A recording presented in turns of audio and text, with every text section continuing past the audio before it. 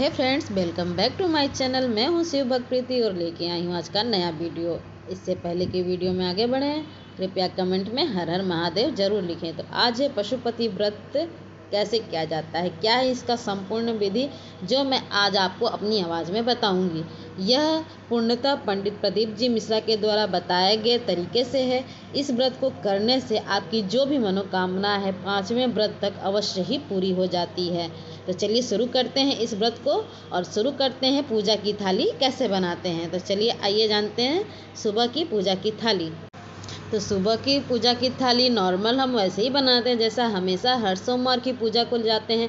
तो मैंने अपनी थाली में देखिए बेलपत्र रखा हुआ है, कुछ फूल रखे हुए हैं, चंदन रखा हुआ है, कुछ फल रखे हुए हैं, रोली है, इत्र है, एक घी का दिया है, समीप पत्र है, चीनी है, कलावा है, चावल है और काली तिल है और लौंग इलायची है और एक मैंने कमलगट्टा रखा हुआ है। ये हो गई आपकी पूजा की थाली। इसके बाद आपको मंदिर जाना है और जैसे अभिषेक करते हैं वैसे अभिषेक करना। पहले गणेश जी को, फिर कार्तिकेय को, फिर अशोक सुंदरी को, फिर माता पार्वती के हस्तकमल पर, फिर शिवलिंग को जल चढ़ा करके पशुपति जी का ध्यान करके जल चढ़ाना है।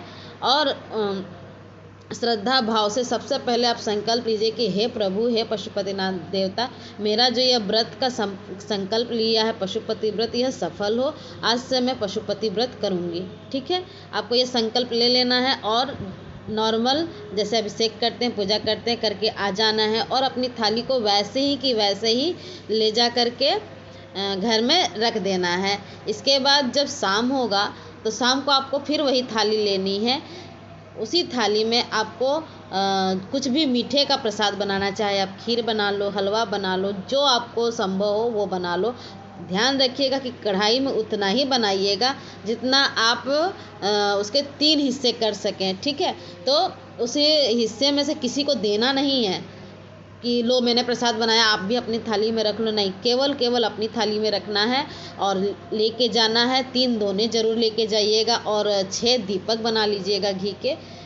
गोल बत्ती या लंबी बत्ती, कोई भी बत्ती हो सकती है। आपको सबसे पहले मंदिर में जाके जो भी पूजन सामग्री बची थी, लोटा जल चढ़ा के उन पूजन सामग्री से आपको शिव जी का अभिषेक करना है। इसके बाद 6 दिए सामने थाली से निकाल के रखने हैं। इसके बाद 5 दिए को जलाना है। पहला दिया आप जब जलाओगे तभी आपको अपनी मनोकामना पहले दिए को जलाने के साथ ही कह देनी है। ठीक है, इसके बाद प्रसाद के 3 हिस्से करने हैं। 2 हिस्से भगवान के पास समर्पित करके एक हिस्सा अपनी थाली में रख लें और एक जो दिया आपने नहीं जलाया हुआ है उसको भी अपनी थाली में रख लें। ये ध्यान रखिएगा, 6वां वाला जो दिया है वो जलता हुआ नहीं रखना है थाली में, बिना जलाए ही थाली में रखना है। ठीक है, बिना जलाए थाली में रखने के बाद आप अपने घर में आ जाइए।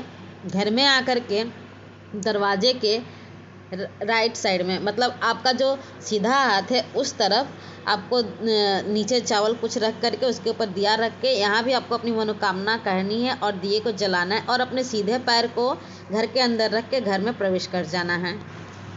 इसके बाद घर का सांझ दीपक जो भी करना है करने के बाद आपको कम से कम 7:30 से 8 बजे के बीच में जो आप प्रसाद लेके आए हैं सबसे पहले उसे ही ग्रहण करना है और उसमें से किसी को नहीं देना है। इसके बाद ही आप कुछ भी सेंधे नमक से बना हुआ खाना खा सकते हैं। शब्दों में आपको पशुपति व्रत की विधि आपको कैसा लगा प्लीज कमेंट करके जरूर बताइएगा। मिश्रा के द्वारा बताया गया है।